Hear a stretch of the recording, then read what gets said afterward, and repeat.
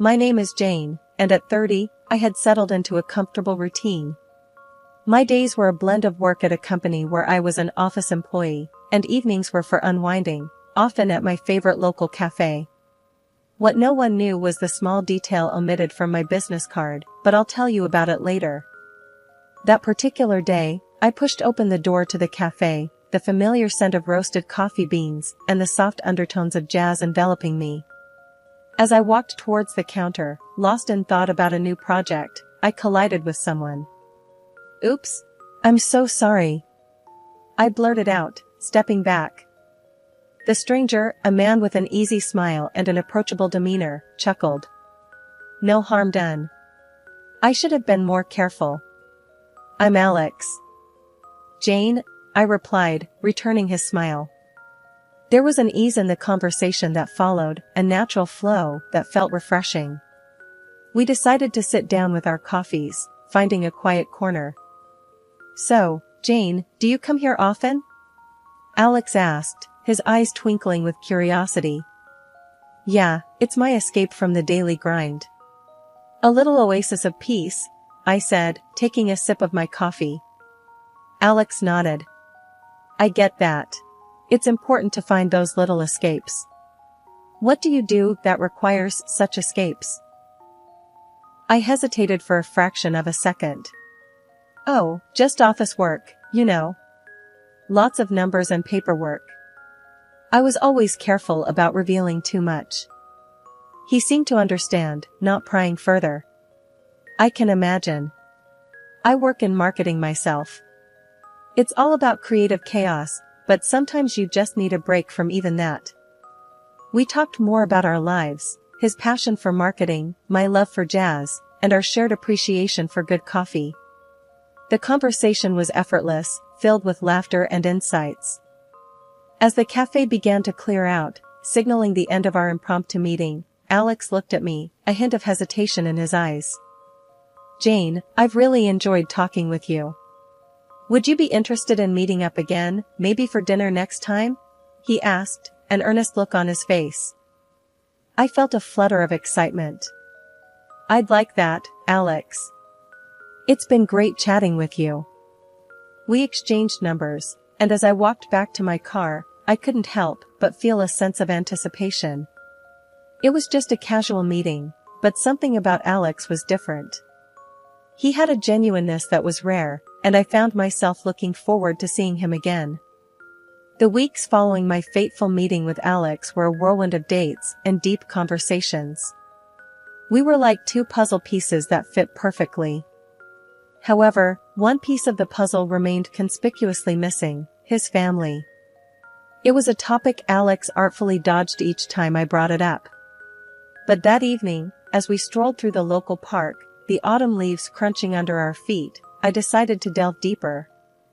"Alex, I've noticed you never talk about your parents. Is everything okay?" I asked gently, looking over at him. He let out a sigh, a sign that the topic was a heavy one. "Yeah, everything's fine. It's just, my parents are a bit difficult." "Difficult how?" I probed, sensing his discomfort. He looked away, focusing on the path ahead.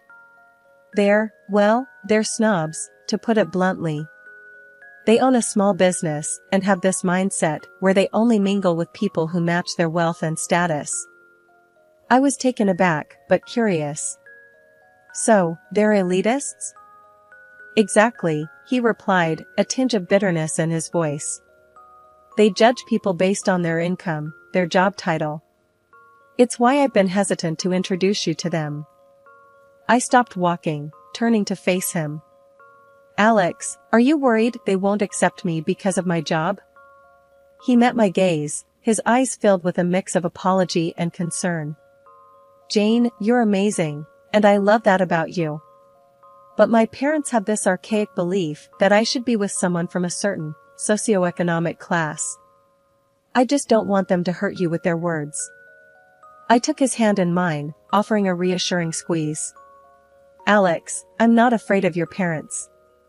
I've dealt with all sorts of people in my life. Trust me, I can handle them." He smiled, but it didn't reach his eyes. I just hate the thought of them judging you. You're so much more than what they deem worthy. I laughed lightly. Let them think what they want. I'm confident in who I am. Besides, it's you I care about, not their approval. We resumed our walk, the conversation shifting to lighter topics. But in the back of my mind, I couldn't help but wonder about the eventual meeting with his parents. What would they make of me, an office employee, in their eyes? As the week went on, Alex finally agreed to take me to meet them. I could tell he was nervous, but I assured him it would be fine. It's just dinner, what's the worst that can happen? I joked, trying to lighten the mood. He gave a half smile, clearly not convinced. You haven't met my mother. The day of the meeting arrived. I dressed carefully, choosing an outfit that was professional yet understated. As Alex picked me up, he kept glancing over at me, as if trying to gauge my mood. You look great, he said, attempting a smile. Thanks. I'm ready for this, I replied, though a small knot of anxiety had formed in my stomach. The drive to Alex's parents' house was filled with a tense silence. Despite his repeated warnings about their elitist attitudes, I had assured him I could handle whatever was thrown my way. But nothing could have truly prepared me for the opulence that greeted us as we pulled into the driveway of a mansion that could easily have been mistaken for a small palace. As we walked up to the grand entrance, Alex muttered under his breath, "Just remember, they're all about appearances."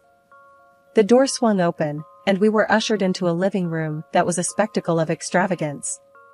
Every surface gleamed with gold, the furniture was lavish, and the air smelled faintly of expensive perfume. Alex's parents, seated like royalty on their plush sofas, barely glanced up as we entered. "Mother, father, this is Jane," Alex introduced me, his voice betraying a hint of nervousness. His mother, draped in what looked like the entire contents of a jewelry store, gave me a cursory nod. "So, you're the young woman Alex has been seeing. And what is it that you do, dear?" Her tone was polite, but her eyes were sharp, evaluating. I handed her my business card, trying to keep the atmosphere light. "I work as an office employee at a promising company. It keeps me busy." She took the card, barely giving it a glance, before laying it aside. "An office employee, I see. And your earnings, are they substantial?" Alex jumped in, trying to steer the conversation away. "Mom, Jane's doing really well for herself. She's very dedicated to her work." His father, who had been silently observing until then, chimed in with a voice that carried a note of condescension. "Alex, we hoped you'd find someone more akin to our social circle. A young lady of certain means and standing." I felt a twinge of irritation but masked it with a smile. "I believe in making my own way in the world. It's not about how much you earn, but how you earn it, right?" Alex's mother let out a small, patronizing laugh. "Idealistic, but the world doesn't always work that way, dear. In our circles, status and connections matter." The conversation was spiraling into an uncomfortable territory. Alex was visibly tense, his hands clenched into fists at his side. His father leaned forward, his gaze piercing. "Tell me, Jane, with your modest occupation, how do you plan to fit into our lifestyle? Into Alex's future?" Before I could respond, Alex interjected, his voice firm. "Jane fits perfectly into my future, that's all that matters. Her job doesn't define her." His mother scoffed, her gaze cold. "Alex, be realistic. We want the best for you, and this girl, well, she's hardly the best, is she?" The dinner with Alex's parents, post the awkward introduction, was shaping up to be an ordeal. The dining room was as opulent as the rest of the house, and the tension was palpable as we sat down to eat. I could feel the judgmental gaze of Alex's mother boring into me. "So, Jane, tell us about your family. Are they office clerks too?" Alex's father inquired, his tone laced with a not-so-subtle insinuation.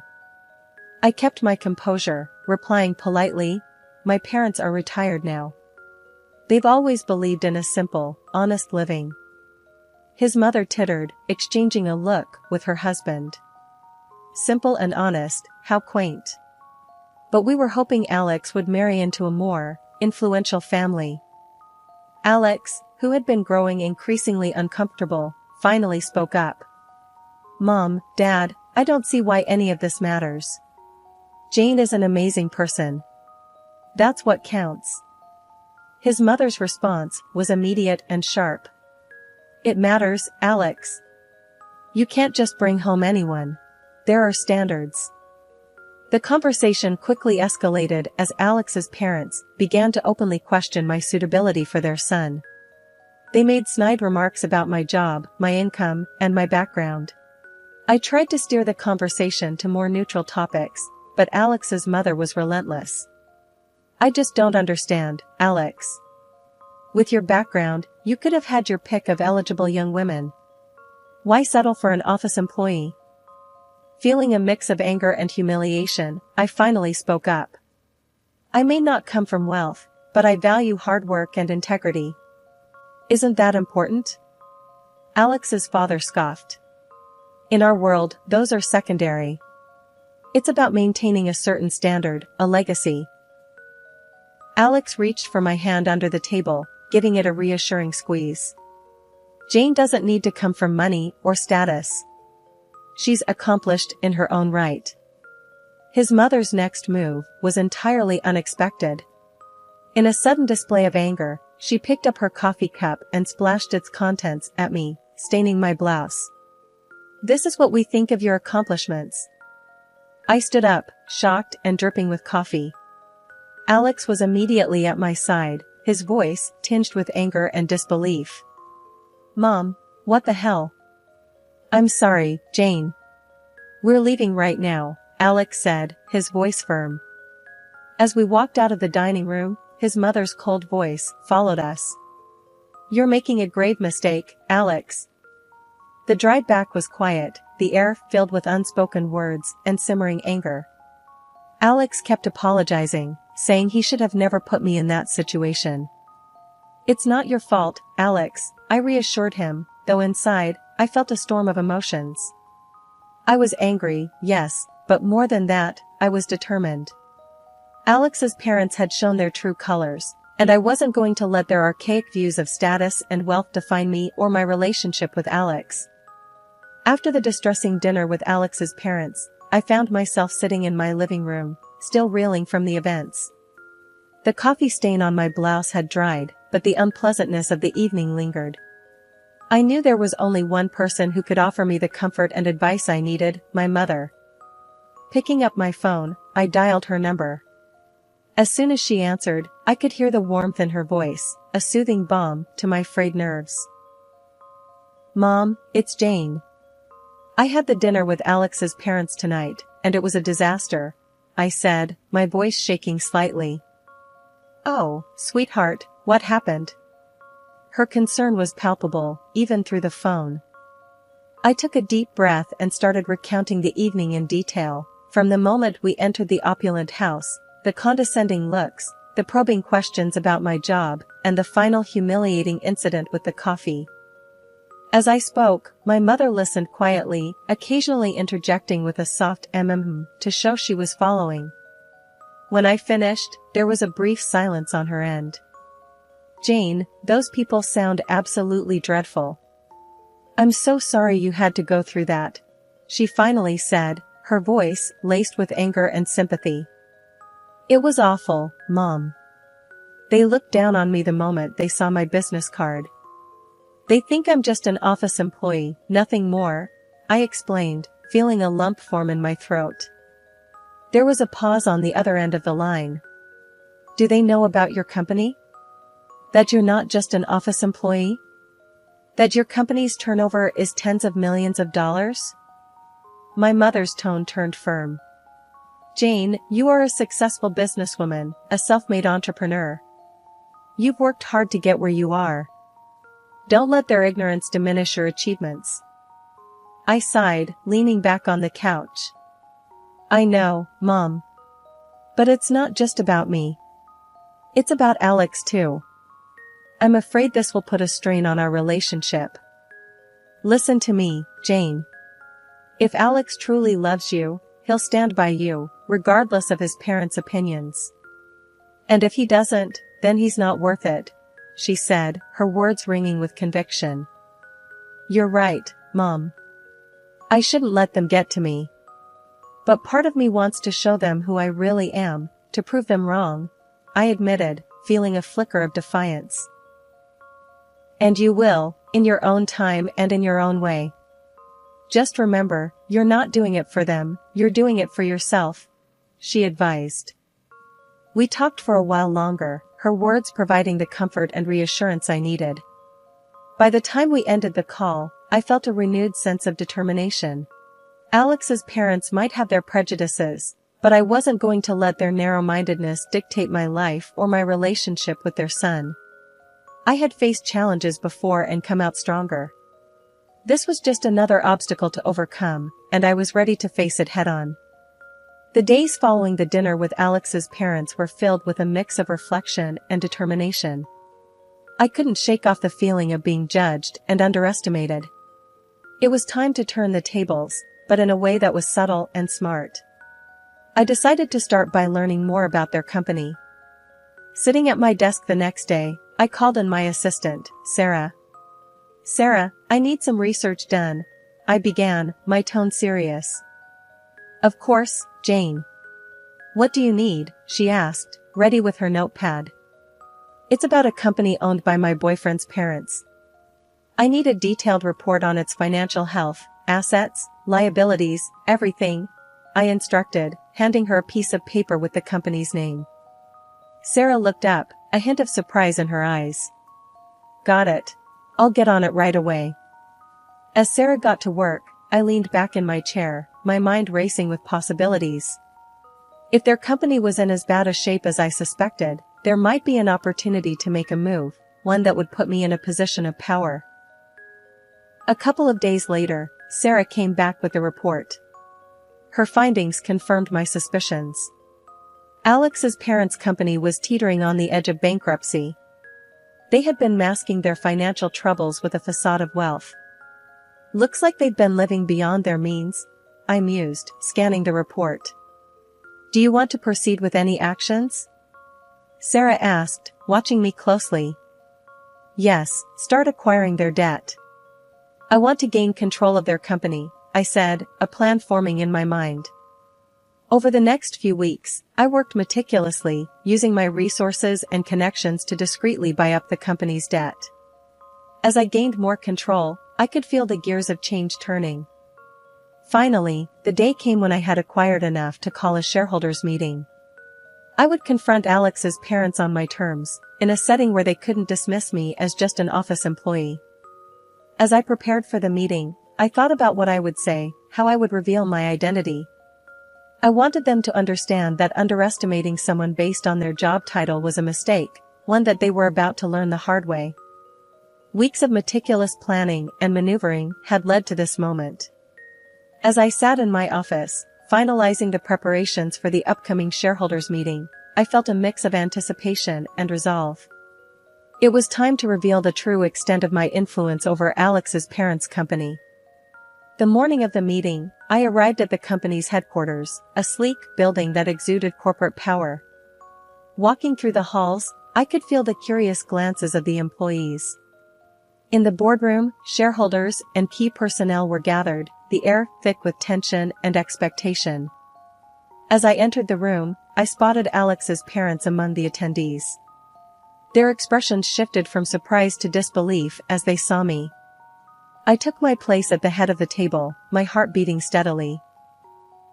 Alex's father was the first to break the silence. What is the meaning of this?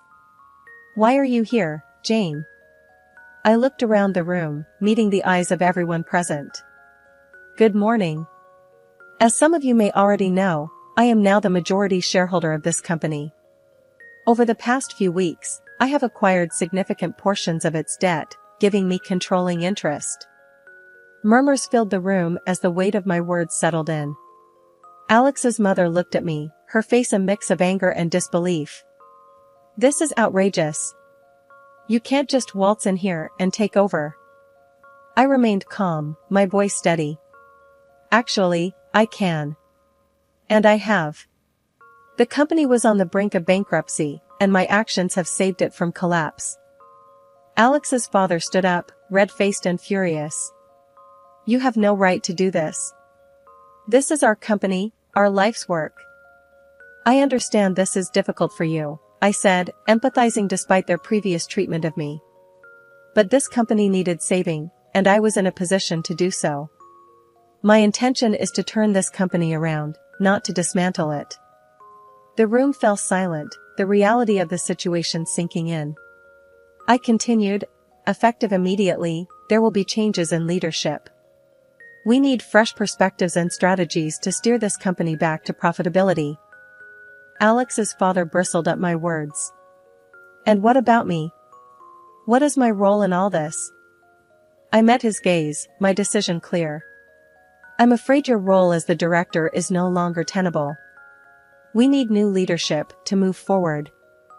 The shock was evident on his face, a stark contrast to his usual confident demeanor. You can't do this to me. I built this company from the ground up. I respect what you've built, I replied, but it's time for a change. The company needs to evolve, and that starts with new leadership. As the meeting concluded, Alex's parents left the room in a daze, their world turned upside down. I watched them go, feeling a sense of closure. I hadn't sought revenge, but rather justice and a chance to right what was wrong. In the wake of the upheaval at the company, Alex's parents, consumed by their rage and humiliation, attempted to sow discord between Alex and me. They launched into a tirade of accusations and spiteful comments about me, trying to paint me as the villain in their fall from grace. But Alex, knowing the truth of their character and actions, remained unmoved by their efforts. One evening, Alex and I sat down in my living room, the soft glow of the lamp casting a warm light over us. It was time to clear the air and discuss everything that had transpired. Jane, my parents, they've been trying to turn me against you. Saying all sorts of things about what you did, Alex began, his voice tinged with disappointment. I took his hand, looking into his eyes. I'm sorry, Alex. I never wanted to cause a rift between you and your family. Taking over the company was a tough decision, but I couldn't stand by and watch their arrogance and mistreatment of others. Alex squeezed my hand reassuringly. I don't blame you, Jane. I've seen their true colors. In fact, I've cut off all communication with them. They need to learn to live in the real world, not the one they've fabricated. The air felt lighter as a burden lifted off my shoulders. There's something else I need to apologize for, I added, pausing for a moment. I should have told you earlier that I'm not just an office employee. I'm actually the head of a large company. Alex smiled gently, his eyes full of understanding. I figured there was more to you than you let on. And I get why you kept it a secret. It doesn't change how I feel about you, Jane. His acceptance and understanding were all I needed to hear. We decided to move forward, leaving the past behind. Our wedding was a simple affair, attended only by our closest friends and family. It was a day filled with genuine joy and love, a stark contrast to the pretentious and superficial world Alex's parents inhabited. As for Alex's parents, their fall from grace was swift and complete. Their former friends and social circle, once drawn to their wealth and status, now shunned them. They found themselves on the other side of the judgment and exclusion they had so freely doled out to others. It was a bitter irony that they were now outcasts in the very society they had once ruled. In the quiet moments of our new life together, Alex and I often reflected on the journey that brought us here. We had weathered the storm of prejudice and emerged stronger. Our love was not built on status or material wealth, but on mutual respect, understanding, and a shared vision of the future.